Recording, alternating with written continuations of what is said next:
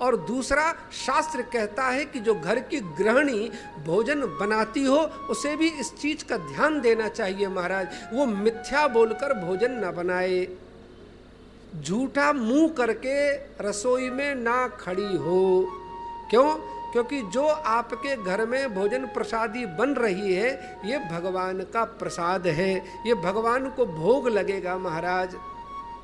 अगर वही बिगड़ गया, आपका ये जो प्रसाद है आपने अपने परिवार वालों को खिलाया कि महाराज उनकी बुद्धि भी बिगड़ जाएगी। जितना सुंदर भाव रखकर आप घर का प्रसाद बनाते हैं, जीवन में याद रखना वो एक एक अन्न का दाना आपके जीवन में महाराज ऐसा प्रेम भर देगा, ऐसा आनंद भर देगा, ऐसा पुष्ट कर देगा आपके शरीर को कि महाराज कोई भी रोग आपके सामने कभी फटकेगा नहीं। हमारा शास्त्र कहता है कि संपत्ति सब रघुपति के आही। जो बिना भगवान को भोग लगा के खाता है महाराज वो चोर है? हमें अपना नाम चोरों में नहीं लिखाना है, हमें अपना नाम किस में लिखाना है? भक्तों में। और अगर भक्तों में लिखाना है तो आज से लेके एक संकल्प करेंगे। हम क्या करेंगे? जो घर में हमारे भोजन बनेगा इस भोजन को कहेंगे महाराज त्वदीय वस्तु गोविंदम तुभ्यमेव समर्पये ग्रहण सन्मुखो भूत्वा प्रसीद परमेश्वर। हे नारायण, जो कुछ भी है वो सब आपका है। जब ऐसा भोग लगा देंगे तो महाराज फिर वो आपका भोजन भोजन नहीं होगा, उसका नाम बदल के महाराज प्रसादी हो जाएगा। और वो प्रसादी जब आप ग्रहण करेंगे तो फिर देखिएगा महाराज क्या चकाचक आनंद है।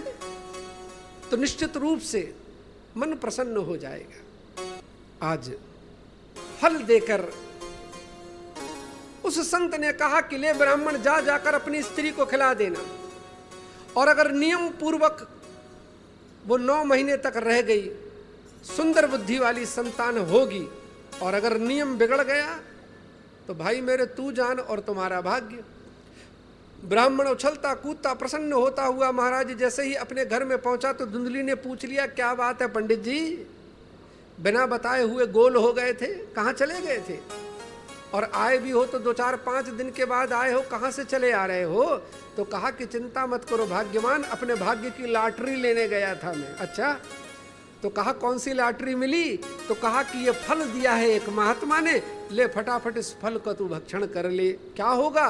कहा तू अभी अभी इस महीने ही गर्भवती हो जाएगी और बड़ी सुंदर बुद्धि वाली संतान हो जाएगी, हमारा आंगन खिलखिला जाएगा, हमारे जीवन की सारी तकलीफें दूर हो जाएंगी। सब कुछ तो भगवान का दिया हुआ है, संतान भर नहीं है, ये संत की कृपा से संतान भी हो जाएगी, तेरा जीवन भी सुखी, मेरा जीवन भी सुखी। जब तक स्त्री पुत्रवती नहीं होती, शास्त्र कहता है कि महाराज उस स्त्री का, जो स्त्री गर्भवती नहीं होती, उसका जन्म लेना शास्त्र कहता है कि निरर्थक होता है।